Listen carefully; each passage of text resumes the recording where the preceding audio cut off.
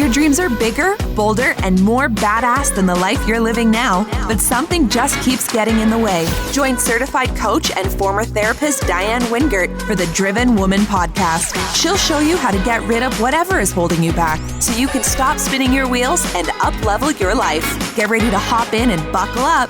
This is the Driven Woman podcast, and we're heading for the fast lane.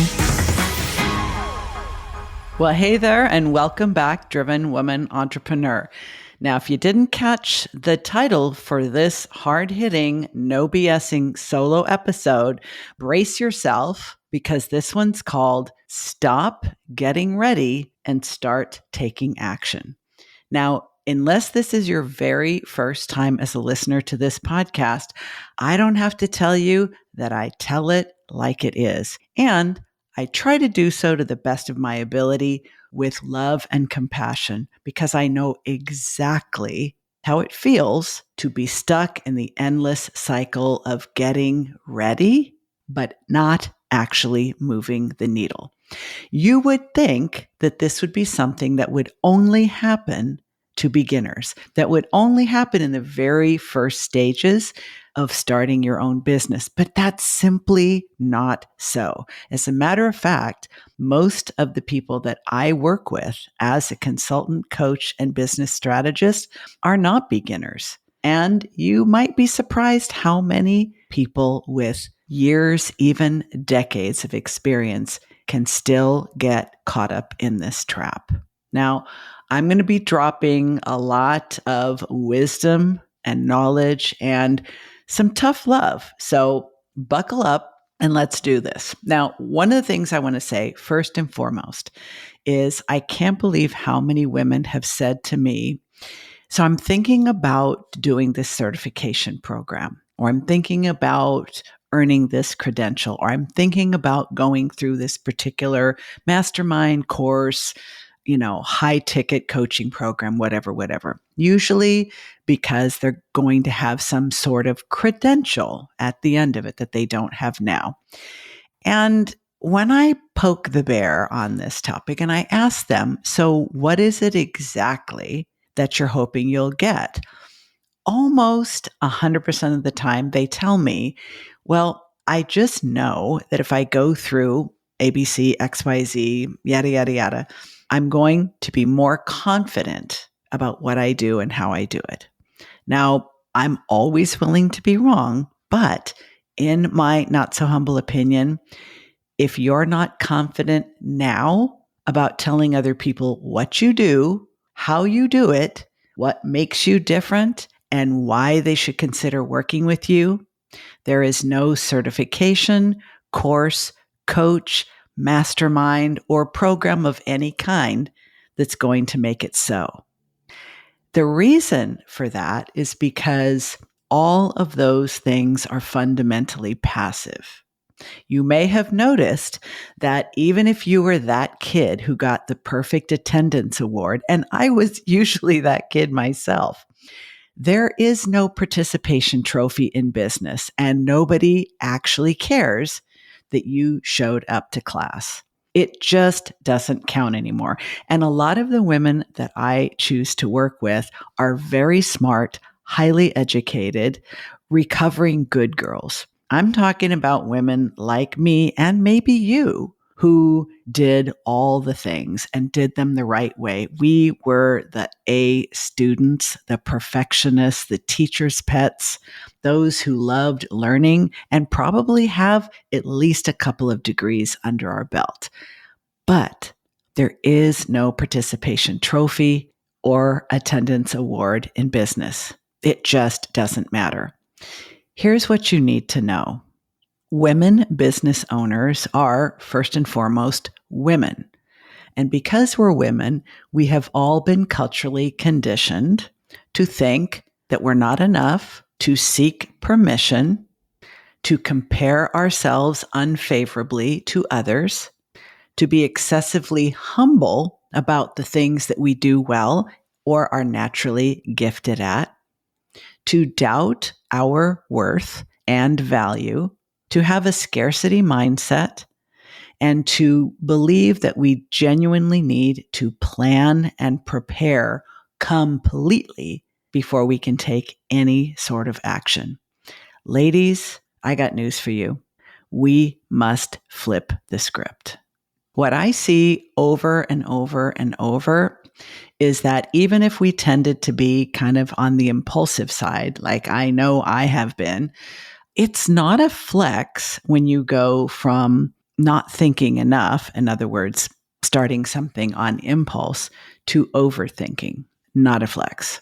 Now, I am not saying you don't need a plan and that you don't need to plan. As a matter of fact, I strongly believe you do.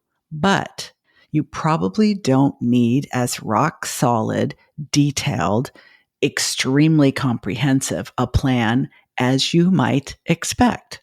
In fact, you need just enough planning to get you into action. You simply do not need to have everything figured out before you can start. So that is the belief I'm calling BS on today, because I see it holding so many bold, brilliant, and frankly badass women back from getting themselves out into the world. And if they're already out there, it's holding them back from succeeding at the level that they truly should be. So, how do you know if this applies to you?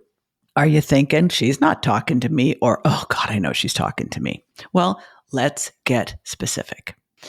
What is getting ready beyond the point that you actually need to be look like? Like, it always amazed me.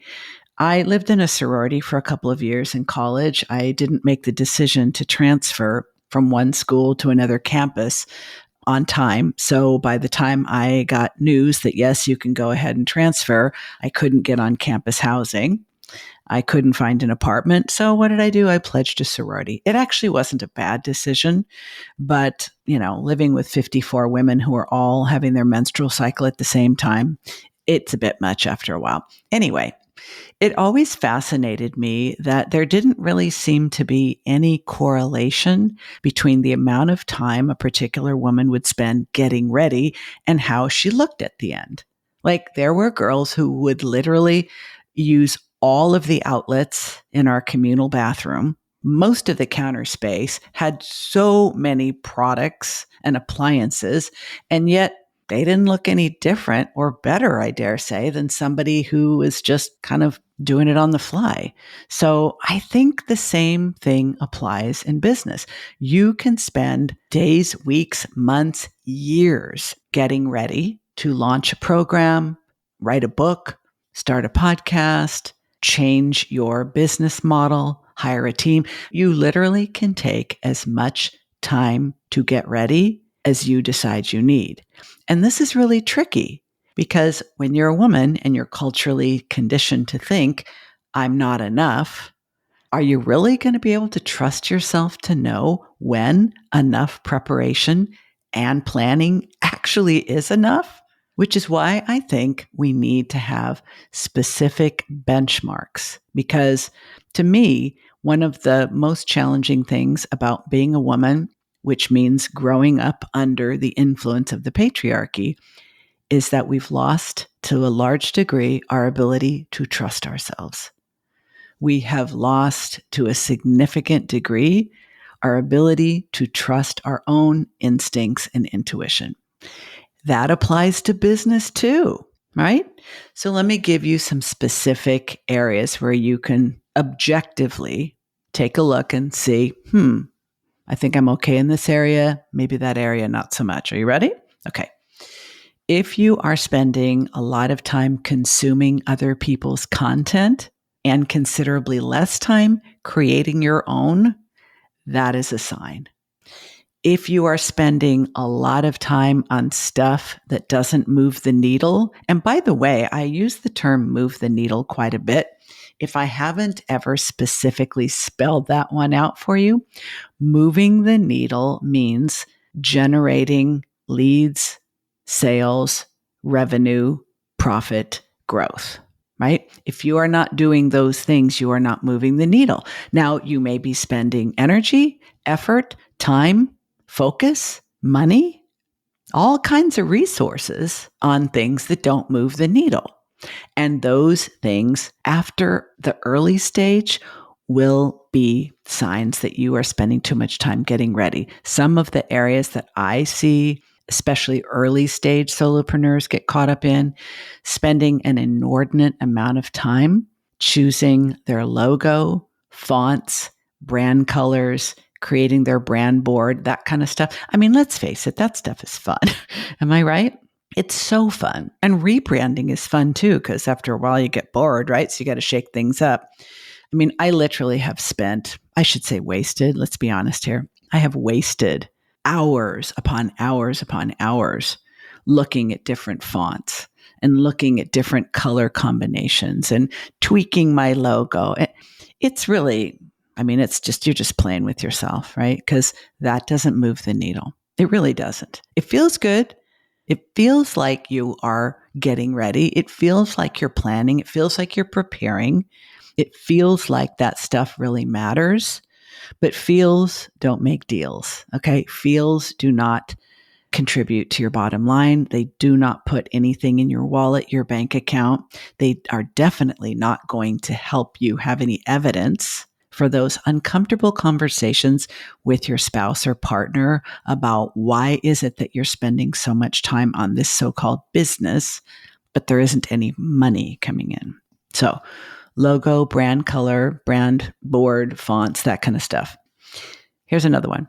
If you are working on your mindset, but not using your skill set, that is a big sign that you have been caught in the getting ready cycle. Consuming too many podcasts, too many blogs, too much social media because you think you need to learn things. Like, listen, nobody loves learning more than me. Trust me. And if you are a person who refers to yourself as a lifelong learner, hear me when I tell you, you are especially prone to getting caught up in an endless or at least excessive cycle of getting ready because it's super satisfying to you to learn. And there's an endless amount of stuff to learn, and it's constantly increasing. I mean, literally, as soon as you learn one thing, a new alternative to that thing is going to come out, and then you're going to want to learn that. Trust me, I know. So if you're consuming too much information and not taking action with it, that's a sign. In general, being a follower instead of a leader. Now, you may not think of yourself as a leader, but I promise you, if you are a coach, consultant, independent professional, service-based business, you are a leader to your potential clients. You need to be. So if you need to work on believing that you are a leader, don't just work on your mindset. Don't just say mantras to yourself, I'm a leader, I'm a leader, I'm a leader. You're going to feel like you're a leader. You're going to start believing that you're a leader. You're going to start identifying as a leader when you lead, which is action. Being an observer instead of a participant. Imagine that you're kind of in the bleachers watching the action on the court. You need to be on the freaking court. And also, listen, I've said this before, I'll continue to say it. I don't disparage the woo-woo. I just don't really identify with it. I don't really get it. I don't really resonate with it. It doesn't really make sense to me. I'm kind of low-key skeptical about it, a little cynical at times. But I do understand that there is value from a quantum physics perspective. So if you're into the manifesting and you want to do manifesting mantras, you want to have a vision board, that's cool. That's totally cool. And there are people who think that is the absolute shit. But you got to couple it with making offers to potential clients or you do not have a business. Or at least not one that's acting like a business yet. You are stuck in the getting ready cycle. Now, to be clear, I am not talking about quote unquote massive action. I am not talking about, show the universe who's boss. I am not talking about 10xing whatever. I am not talking about this party line that says by investing money in a coaching program, when you are not making any money in your business and calling that a lever that's going to unblock the universe and it's going to start dropping coin in your lap like you're sitting in front of a dollar slots in Vegas? Hell no. I'm not talking about that. When I talk about taking action, and I'm going to tell you in a few minutes about what specific actions I think you should take, I'm not talking about this bro idea of massive action. I really get very itchy when I hear that term because I know it's hype, it's hack, and it's someone else's marketing shtick that lures a lot of people in, relieves them of quite a few of their dollars, and most of the time they got absolutely nothing but shame at the end. So, a couple more uncomfortable truths before we get into actionable ideas. Still with me? Okay. Snuggle up to that seatbelt and the shoulder harness. Here are some more uncomfortable truths.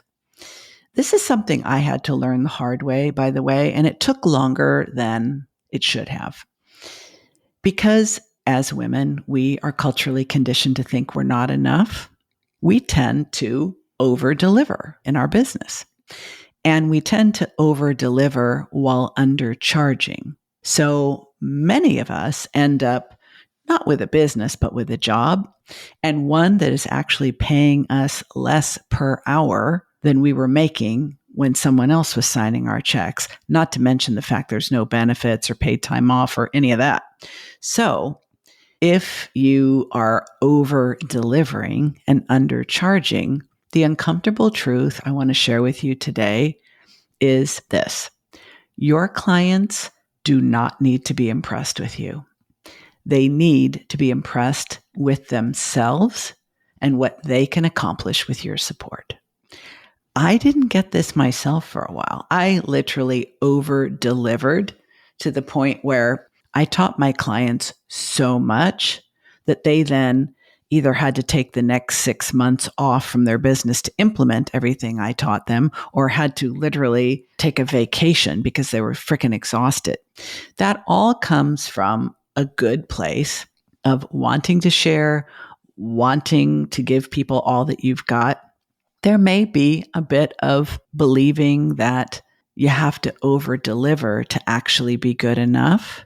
And the truth is, it doesn't matter how impressed your clients are with you. They may think you are the absolute bomb.com. But if you are not actually helping them take action while taking action yourself, you're really not helping them in the best way that you could be.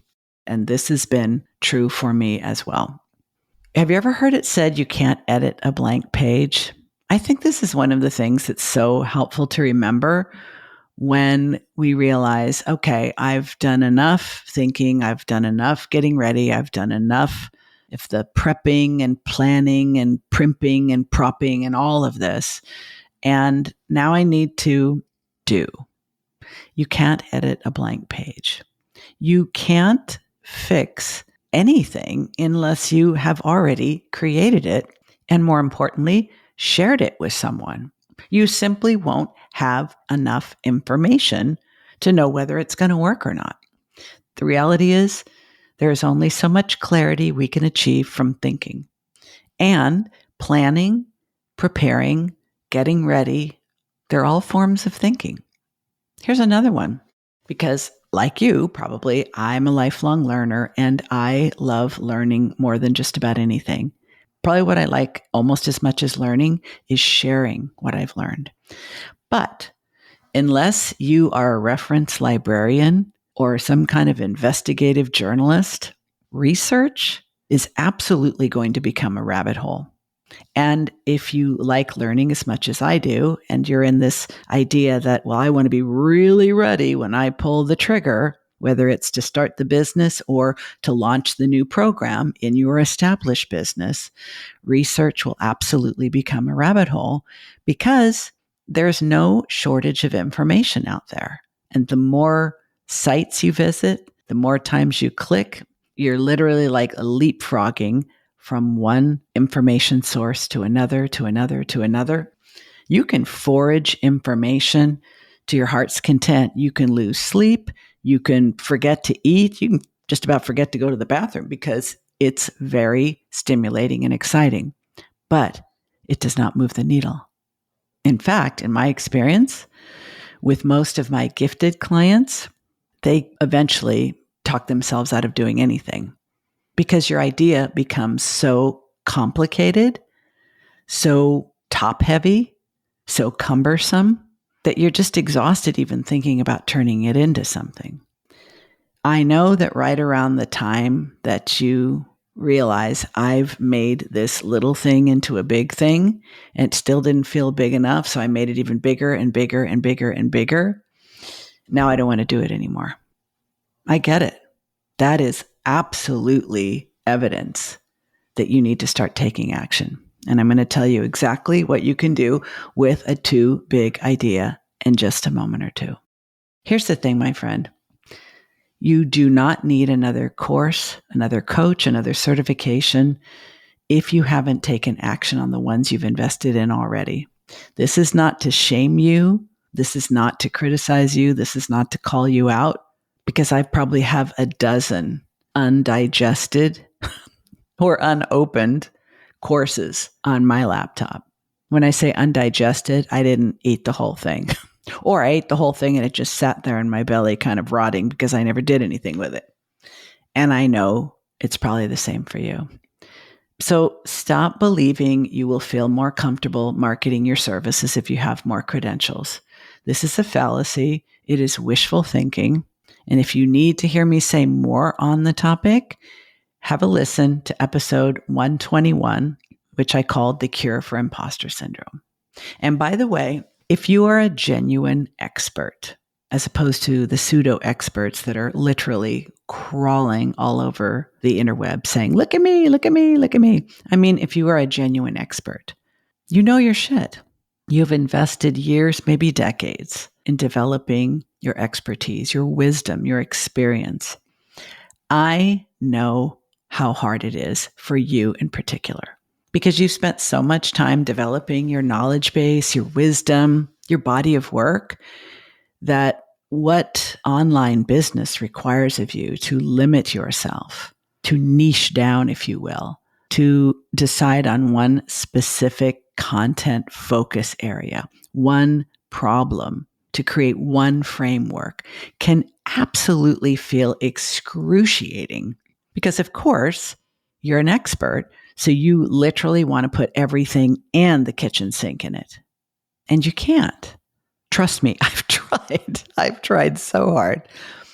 And all that overthinking and overcomplicating isn't going to help you.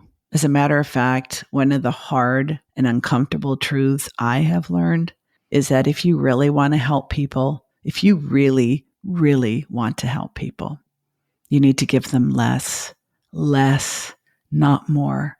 Unburden it, uncomplicate it, streamline it, simplify it.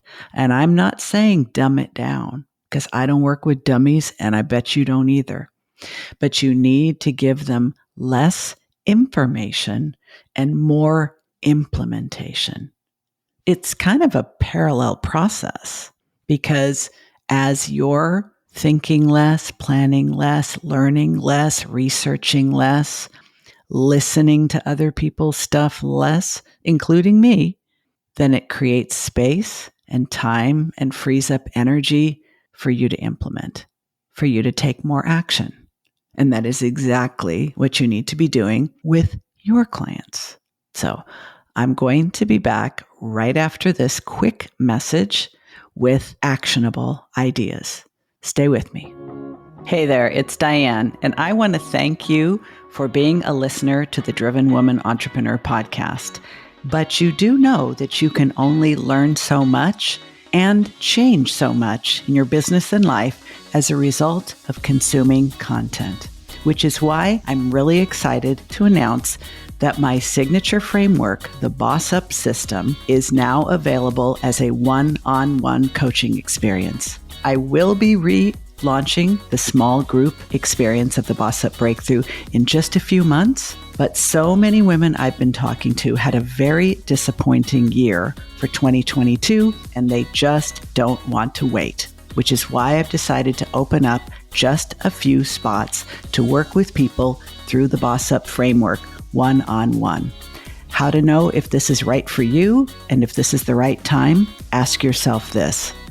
If you started your business to create a profitable, right-sized offer that is rewarding and allows you to stand out and be sought after, but what actually has happened is that you are over-delivering and undercharging and just not reaching your ideal clients with the perfect offer you have for them, this may be exactly what you need. There are 9 stages in the framework that we work through together, which include an audit of your business to determine what is and isn't working.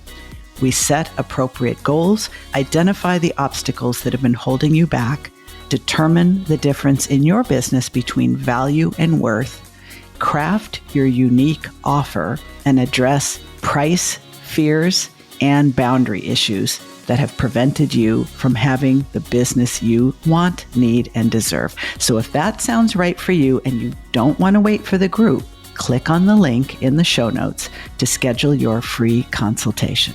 Hey, you already know you like what I have to say and how I think.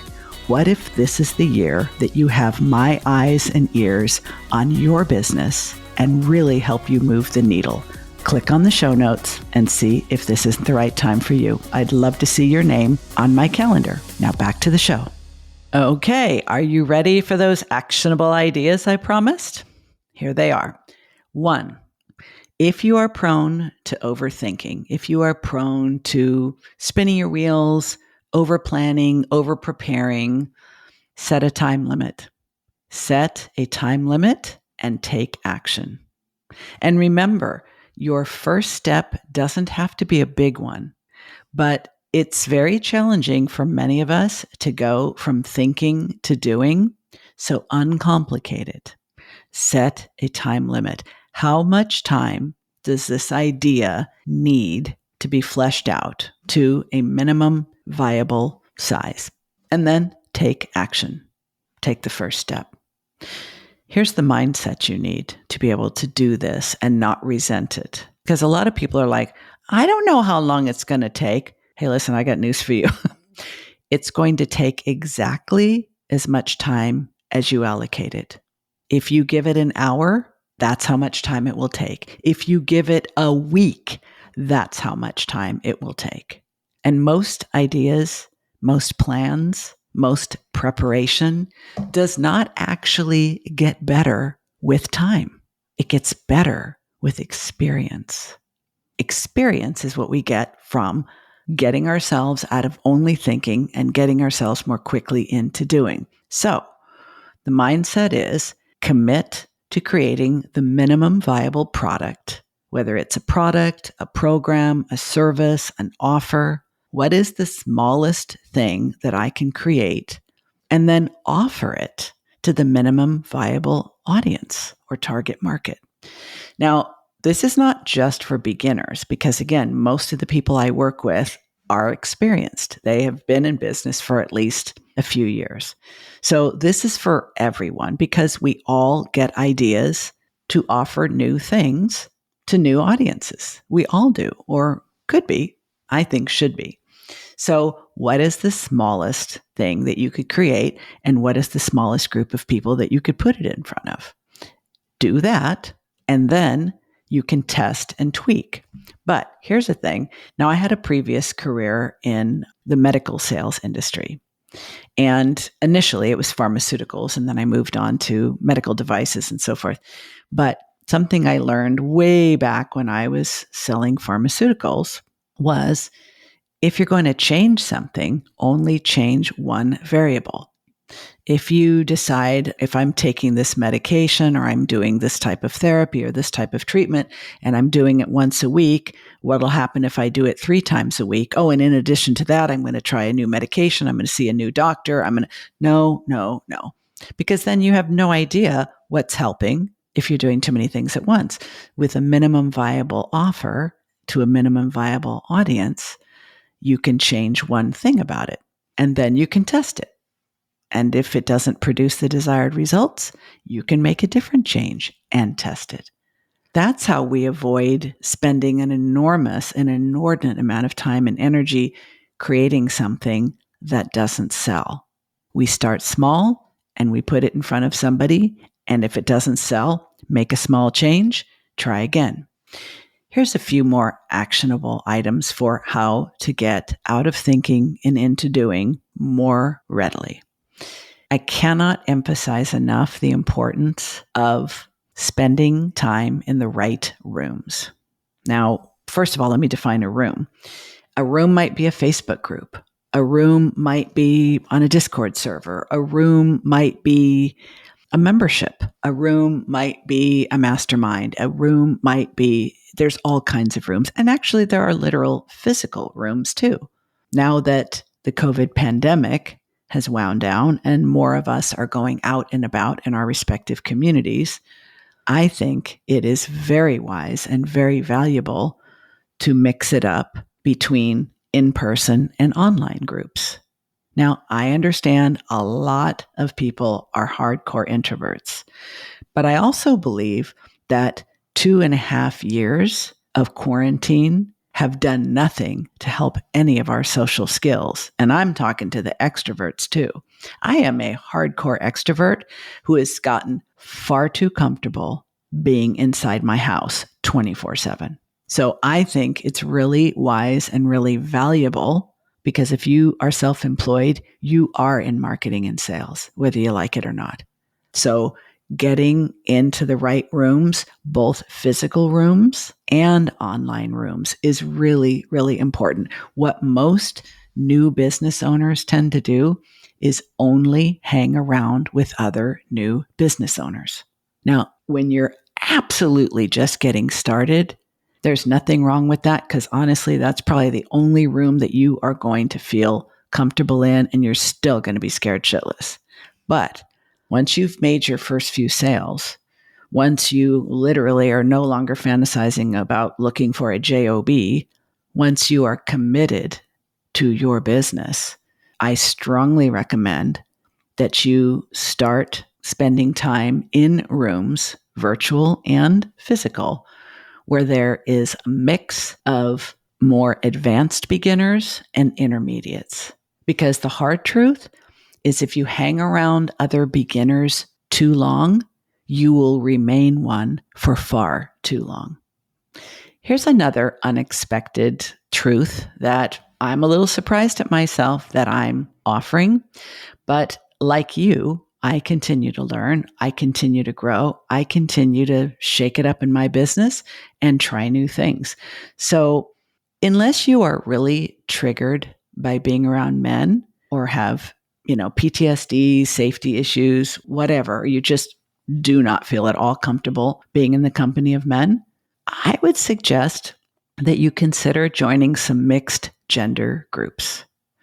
I think most female business owners tend to surround themselves with other female business owners. And while there is wonderful, wonderful community, connection, communication, collaboration in those rooms, what's also true is that men have different social conditioning and they have received different messages than we have about risk, about failure, and about success.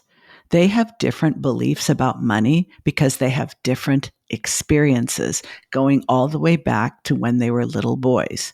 So I called this podcast The Driven Woman Entrepreneur.